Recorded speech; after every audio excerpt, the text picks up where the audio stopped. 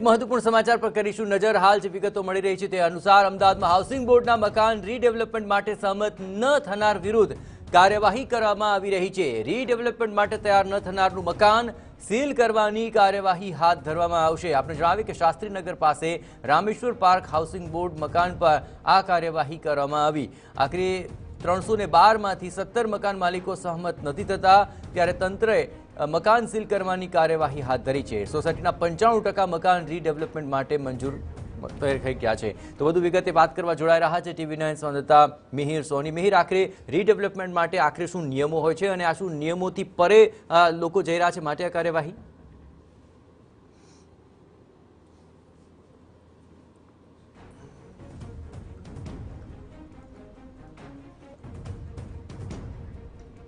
मेहर साथे बात करिए पहला खास કરીને આપણે એ જાણકારી આપી દઈએ કે સોસાયટીના 95% મકાન રીડેવલપ માટે મંજૂરી આપી ચૂક્યા છે, પરંતુ 17 મકાન માલિકો પોતાના મકાનને રીડેવલપમેન્ટ માટે સહમતિ નથી આપી રહ્યા અને તેને લઈને આ કાર્યવાહી કરાઈ રહી છે અને તે કાર્યવાહી મકાન સીલ કરવાને લઈને આગળ કાર્યવાહી તેજ કરાય છે।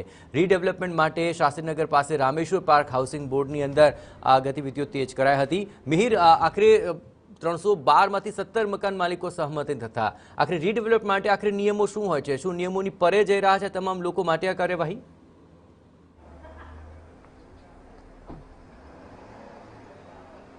જયેશ, જે મકાન જેટલા પણ મકાનો હોય તેમાંથી 75% વધુના મકાન જો મંજૂરી મેળવી જતી હોય તો એ રીડેવલપમેન્ટ માટે એગ્રી ગણાતું હોય છે અને ત્યારબાદ પ્લાન છે તે પાસ કરાતો હોય છે। શાસ્ત્રીનગર પાસે આવેલું જે રામેશ્વર એપાર્ટમેન્ટ છે તે ગુજરાત હાઉસિંગ બોર્ડ હસ્તક આ આખી જમીન આવેલી છે, જેમાં 312 જેટલા મકાન છે, જેમાંથી 17 જેટલા મકાન છે કે જે હજી મંજૂર નથી અને જેના કારણે જ ગુજરાત હાઉસિંગ બોર્ડના સ્ટાફ અને પોલીસને સાથે રાખી અને જે 17 જેટલા મકાનો છે તે મકાનને સીલ કરવાની કાર્યવાહી છે તે કરવામાં આવી રહી છે।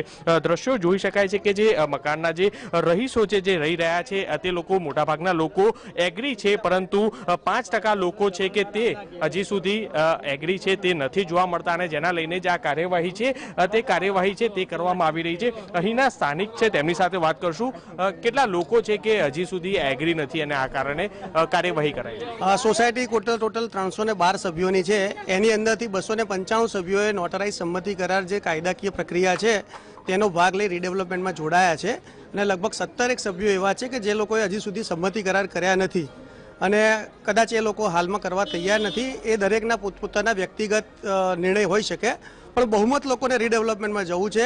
સોસાયટીના ઘણા બધા લોકોએ અત્યારે લગભગ 150 મકાનો ખાલી કરી દીધા છે, બારી બારણા નીકળી ગયા છે, એમના ભાડા ચાલુ થઈ ગયા છે। જે લોકો અસંમત છે એ લોકોને જે ગુજરાત હાઉસિંગ બોર્ડની કોમ્પિટન્ટ ઓથોરિટી છે એમના દ્વારા નોટિસો ઇસ્યુ કરવામાં આવી છે, નોટિસોના એમના પાસે જવાબ મંગાવડાવ્યા છે અને એ લોકોને 2-3 મહિનાની આ કાર્યવાહી સાંભળી હિયરિંગ કર્યા પછી ઇવિક્શનનો ખાલી કરવાનો મકાનનો ઓર્ડર ઓલરેડી 1.5 મહિના પહેલાં કરેલો છે, જેને હવે એક્ઝિક્યુટ કરવામાં આવી રહ્યો છે। એટલે બહુમત લોકોના હિત માટે રીડેવલપમેન્ટ જરૂરી છે અને મોટાભાગના લોકો તૈયાર છે એના માટે। મોટાભાગના લોકોના હિતના કારણે તૈયાર થઈ ગયા છે। કઈ રીતે સુવિધાને કારણ કે આપવામાં આવી રહી છે અત્યારે હાલ જે ટેનામેન્ટ છે તેના બદલે ફ્લેટ આપશે, પરંતુ 5% જેટલા લોકો છે તે હજી સુધી મંજૂર નથી। એમાં એવું છે કે અત્યાર સુધીમાં 312 માંથી જે રીતે સંદીપભાઈ કીધું 150 ઘર અત્યારે સંમત છે અને બિલ્ડરે ભાડું બી અમુક નક્કી કરેલું છે અને કાયદાકીય રીતે જે થઈ રહ્યું છે એ પ્રોપર થઈ રહ્યું છે અને ફ્લેટ સામે ફ્લેટ આપવા તૈયાર છે અને બધા એગ્રી પણ થયા છે, પણ અમુક પોતાના વ્યક્તિગત સ્વાર્થ માટે થઈને બીજા બધા જે 15 થી 20 જે લોકો છે એ લોકોને ઉશ્કેર આવે છે અને એ લોકો કઈ રીતે રીડેવલપમેન્ટ અટકાવવું એની પાછળ પૂરેપૂરો એ લોકો સહકાર આપીને ઉપયોગ કરી રહ્યા છે કે કઈ રીતે રીડેવલપમેન્ટ અટકી રહે। રીડેવલપમેન્ટ અટકાવવા માટેનો જે આખો પ્રયાસ છે તે સ્થાનિક લોકોનું પણ કહેવું છે। એક વખત જે કાર્યવાહી છે હું મારા કેમેરા પર્સન નટુ પરમારને કહીશ કે અત્યારે હાલ જે 17 જેટલા મકાન જે સોસાયટીમાં આવેલા છે તે તમામ લોકો સાથે ચર્ચા વિચારણા કર્યા બાદ જો એ મકાનમાંથી બહાર ન નીકળે તો તેમને સીલની જે કાર્યવાહી છે તે કરવામાં આવી રહી છે। સાથે જ પોલીસ છે તે પણ રાખવામાં આવી છે, કારણ કે કોઈ પણ કાયદો વ્યવસ્થાની પરિસ્થિતિ ન સર્જાય તે માટે લઈને પોલીસના બંદોબસ્ત સાથે ગુજરાત હાઉસિંગ બોર્ડના સ્ટાફ છે તે સાથે અત્યારે હાલ કાર્યવાહી છે તે કરાઈ રહી છે। જયેશ, આભાર મિહિર। તો આખરે 95% લોકો તો સહમત છે, પણ આખરે 17 મકાન માલિકો સહમત નથી અને તેમના મકાન સીલ કરવાની કાર્યવાહી હવે ના છૂટકે કરવાની નોબત આવી ચૂકી છે। હવે જોવાનું રહેશે કે આ સમગ્ર મામલે સમજાવટથી મામલો કેટલો થાળે પડી શકે છે।